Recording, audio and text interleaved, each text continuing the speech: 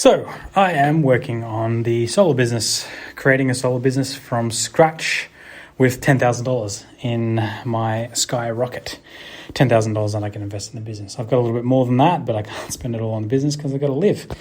So I'm going to log every day.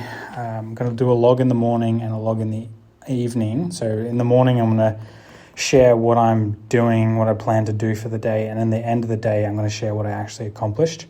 This has actually been really good for me to do because it prioritizes what I'm working on. And then at the end of the day, I get to see, was I actually productive or was I just doing work for work's sake? As Tim Ferriss would say, was I just doing busy work and checking off shit off the list and not actually doing the heavy sort of the stuff that actually moved the project along?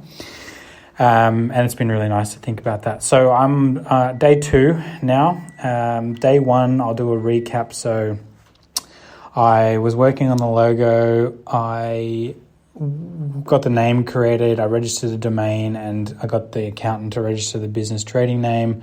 Some things that I was thinking about was like I need uniforms. I need the logo finished so that I can do the uniforms and work on the website. I've got to get a contract for sale for the employment, but also for the customers. I've got to get an ad up for a virtual assistant. I've got to speak with lead suppliers. I've got to set up credit lines with stock suppliers. I was considering doing an Amex because they're a good little in-between cash flow tool for random stuff. Ad up for a salesperson. I had to confirm with Shane, my old business partner, because I sold the business to him and we've got a non-compete and non-solicit in place, that I'm okay to start the solar business, and I have got that confirmation. I just need to keep the non-solicit in place, which is fair enough. And if you don't know what that means, it's basically don't fuck him over. Don't take his leads. Don't take his installers. Don't screw him over, essentially, which I don't want to do. I thought about the sales training course now because I'm going to hire salespeople. I can create a sales training course to train them to reduce my time one-on-one with them, which is cool. And I got to build a CRM from scratch. And the reason I need to do it from scratch is because the one I've built has been chopped and changed, and there's a few limitations on the automations that I've done. Like I've exceeded the amount of automations, and so it just needs to be built a little bit more intelligently to account for that. I think I've also realized in the process of doing this that the idea I had of being able to build a one-size-fits-all solar CRM is maybe a little bit fantasy-based. I think that everyone is going to operate differently and going to have different lead sources and different sales styles, and I'm going to have to cater to that. Otherwise, it's going to be too much friction to change people over. It's already enough friction to learn a new system, but if you try and change the way everyone's doing everything all at once, it's just not going to work. Implementation is not going to work. Integration.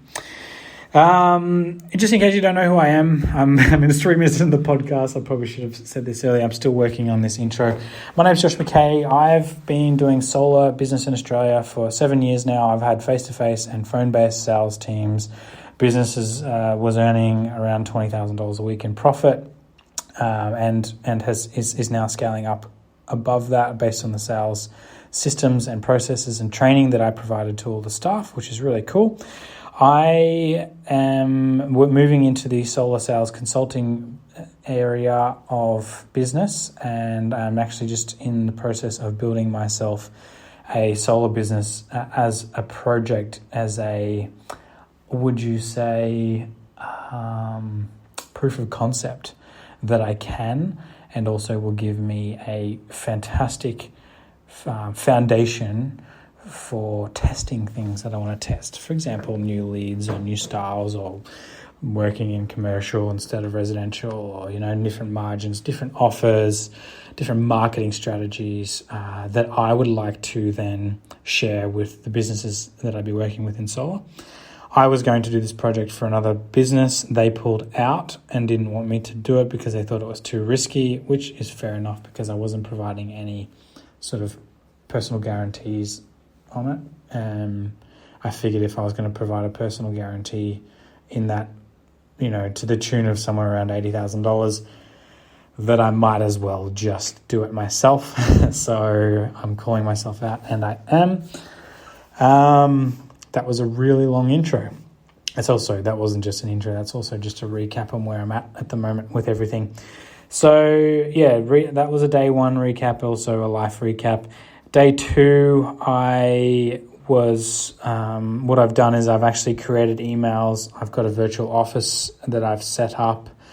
I arranged a meeting with someone who I thought was a residential lead supplier. I can tell that he's and his business have been influenced in some way, maybe by Alex Hormozy or some sort of, maybe ClickFunnels, like some sort of more modern take on the sales offer, because their offer was just really, honestly, really easy to accept.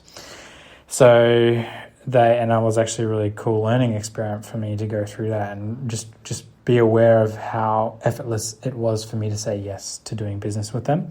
They provided a few risks on money back and just the way they talked about the leads. And then I didn't have to buy leads up front. It's paid per the leads I've ordered at the end of the month. And if I didn't like the leads, then I can say, hey, that was an unqualified lead. So they're just really, really just awesome to work with so far. And I haven't even started working with them.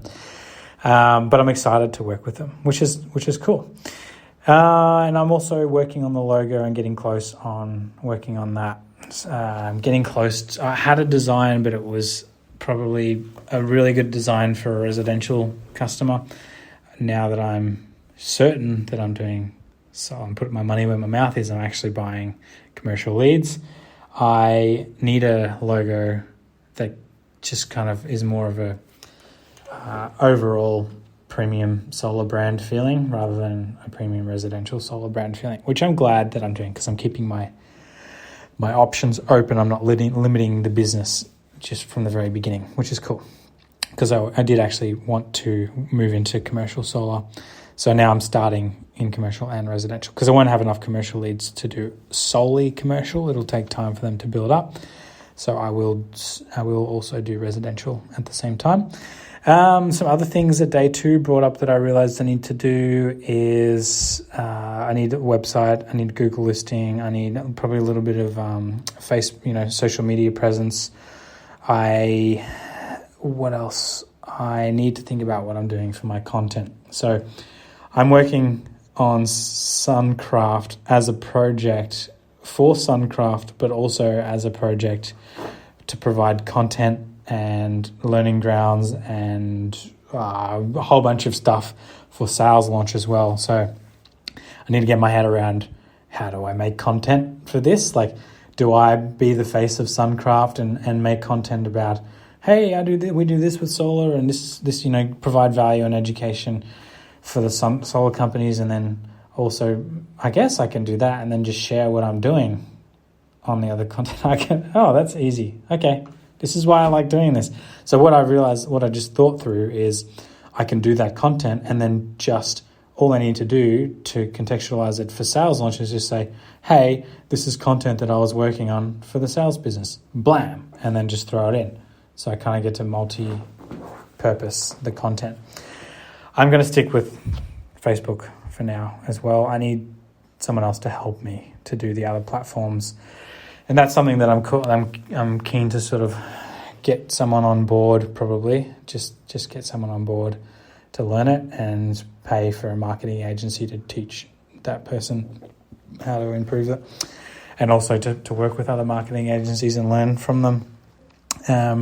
Understanding that any time I work with a marketing agency, there's a potential that it's just an investment in learning rather than an investment in, maybe lead sources or something like that, which is okay, as long as I can find ways of de-risking that a little bit. So that's kind of the core things. What I will do with my podcast, because I've kind of got a stream of content that I'm making, it's made it easier for me to think about what I'm doing in podcasting. I'm not just sort of sitting in this existential crisis of what do I do? I'm actually actioning things, which is just awesome. And I really hope that improves the quality of the content that I'm producing. I'm going to continue to try and improve this podcast, including the intro, and making sure that I'm not doing, content that people have to sort of really be following it, like all the episodes. I want people to be able to jump in and sort of jump along at whatever stage it is, because I hopefully it's just going to keep getting better. So, well, not hopefully, it will. It's already getting better. So yeah, that's what I'm working on.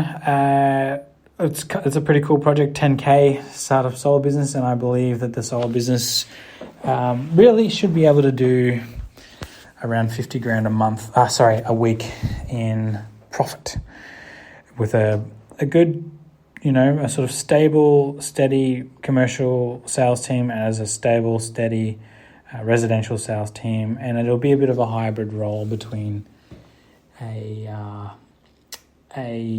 phone-based and face-to-face based. And I think, so one thing that I've learned from Shane, who my old business partner from the last business that I sold, he's mentioned that he's looking at doing appointment setters, so salespeople don't have to call leads and book appointments, or try and, spend so much time trying to get a hold of customers. They can just be in sales calls, and that's actually a really clever idea. So I do have one of the lead suppliers which can do appointments set, but it's 2.5 times the cost of like a very highly qualified lead. And I'm just looking at that. I'm like, I probably could get an appointment setter myself to handle that for maybe 3 people's worth of leads and save a lot of money there. And then open up sort of options for different lead suppliers and just have salespeople just focusing on, sales calls and follow-up. And I think that is a really cool model. So there are cool things that Shane's learning, and I really hope that this commercial leads works out, because then I can be like, hey man, there's a cool commercial leads supplier. Give them a crack. Yeah, collaboration. I like it. I've also been reading the book Go Giver, and I love it. Yeah, I'm only a few chapters in, but I'm really enjoying that. And Shane, my old business partner, said it's one of the books that he's read a few times that he just enjoys going back to. And I can see why. It's just a really nice story about the transition from someone being a kind of a high-stress go-getter, thinking that they need to pump and work really hard, and not that working hard's not good, but it's not just hard, it's also smart. We've all heard that. That's a cliche thing to say, but just thinking about the idea of providing more value than they're charging, and then being able to provide that to more people means you can charge more. And that's just the first 2 sort of lessons that they've taught us, 5 core lessons, which I'm eager to learn. I am super excited, and it's not going to be easy. It's going to be hard. It's going to be challenging, but I'm feeling good. I think I'm going to run out of money pretty soon. So I'm just making sure that I'm spending it on things that are going to generate money, such as leads, because I need leads so that I can get sales. Until next time.